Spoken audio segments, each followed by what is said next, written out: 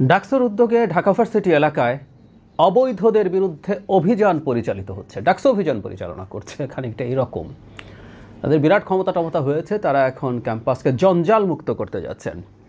টোকাইদেরকে উচ্ছেদ করবেন, তারা ভাসমানদেরকে উচ্ছেদ করবেন।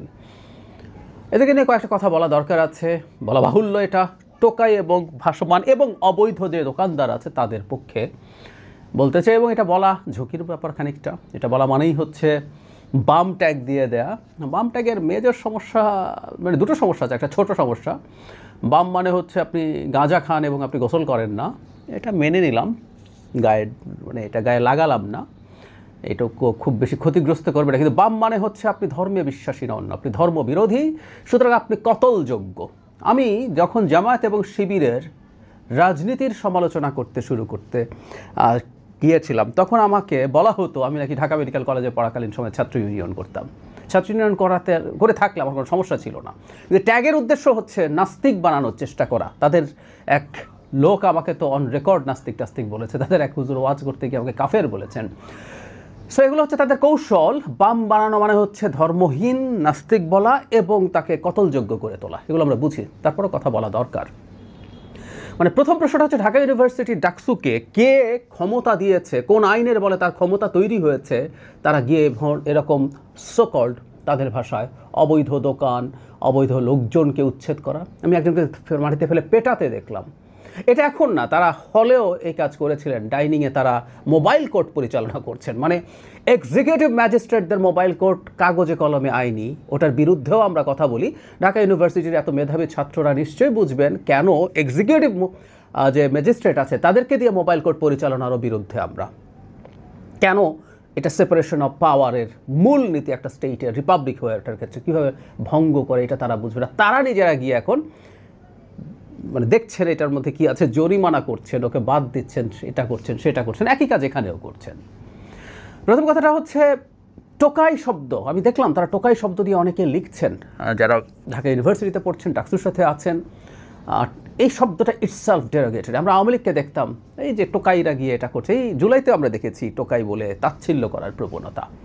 এই দেশে, এটা একটা গরিব দেশ, এই দেশে ছিন্নমূল মানুষ থাকেন, গরিব মানুষ থাকেন, কিন্তু তাদেরকে টোকাই বলে তাচ্ছিল্য করা খুবই নিচু মনের পরিচায়ক।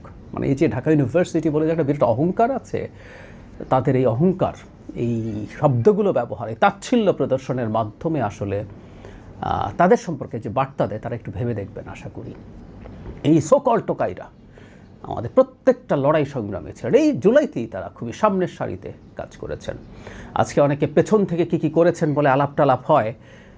বাংলাদেশে বহু জায়গায় এরাই মূলত মূল লড়াইটা করেছেন। সুতরাং এদেরকে তাচ্ছিল্য করা খুবই অন্যায়।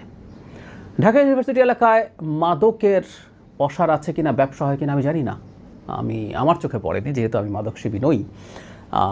সোহরাওয়ার্দী উদ্যানে আছে বা শোনা যায় এ ধরনের ব্যবসা এখানে হচ্ছে বা হয়, সেটা নিয়ে প্রশাসন ব্যবস্থা নিতে পারে, নিশ্চয়ই পারে। সেটা প্রশাসনিকভাবে নিতে হবে। আর এটাও তো সত্য, যোগান আসে চাহিদার জন্য। সুতরাং এই চাহিদাটাও ব্যাপারে তাদেরও একটু খেয়াল রাখা দরকার, যে চাহিদাটা কেন তৈরি হচ্ছে, এবং এই চাহিদার বিরুদ্ধেও কাজ করা দরকার আছে। জরুরি প্রশ্ন হচ্ছে অবৈধ দোকান। ঢাকা শহরের একটা অবৈধ দোকান উচ্ছেদের পক্ষে আমি নই। এটা শুধু ঢাকা ইউনিভার্সিটি না, ভাবটা এরকম যে সারা দেশে থাকবে, সারা ঢাকায় থাকবে, কিন্তু ঢাকা ইউনিভার্সিটি থাকবে না, এটা হতে পারে না।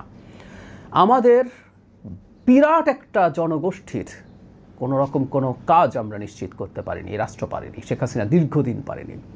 ফলে মানুষকে তার জীবিকার প্রয়োজনে, ইয়াস আমি মানি, বহু জায়গায় বসার মতো বৈধ কাগজপত্র তাদের নেই। যে আমি ফুটপাতে যখন দোকান উচ্ছেদ করা হচ্ছিল, আমি এটার বিরুদ্ধে বলেছি, আপনাদের অনেকের খারাপ লাগতে পারে, আমি এটা নিয়ে লিখেছি বিরুদ্ধে, যে এদেরকে এইভাবে উচ্ছেদ করা কোনোভাবেই উচিত না। আমি জানি এখানে মানুষের হাঁটার সমস্যা হয়, ফুটপাত দোকানের জন্য না, সব জেনেও বলছি।